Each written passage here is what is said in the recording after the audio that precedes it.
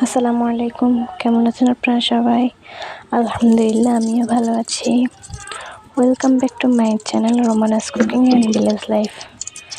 আজকে আমি আপনাদের সাথে শেয়ার করব লাল শাকের রেসিপি। গ্রামে যেভাবে লাল শাক রান্না করা হয় ঠিক ওইভাবে আপনাদের সাথে শেয়ার করব।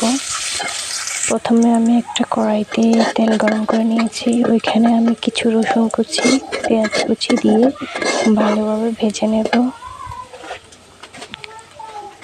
ভালোভাবে ভেজে নেওয়া হলে তারপর একটু লবণ দিয়ে দেব পরিমাণ মতো।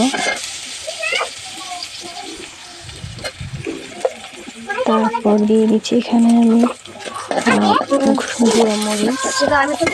এখানে আমরা যে লাল শাকটা রান্না করব সেখানে হলুদ ব্যবহার করব না, শুধু লাল মরিচ দিয়ে লাল শাকটা রান্না করা হয়। এটা আমি আমার শ্বশুর বাড়িতে দেখছি। তারপর একটু রসুন বাটা দিয়ে দেব। এখানে আমি কিছু মাছ নিয়েছি আর এই শাক। তো ভিডিওটা দেখতে থাকুন লাস্ট পর্যন্ত।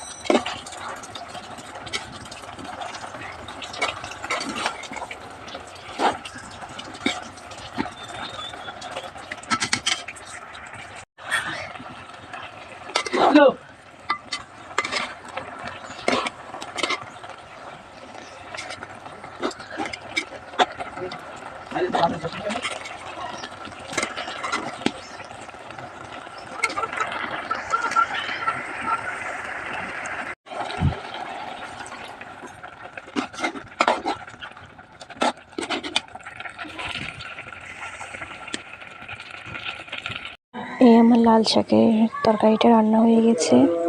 কেমন হয়েছে জানাবেন। আজকে পর্যন্ত রইল, দেখা হবে আবার অন্য কোনো ভিডিওতে। ততক্ষণ পর্যন্ত ভালো থাকুন। আল্লাহ হাফিজ।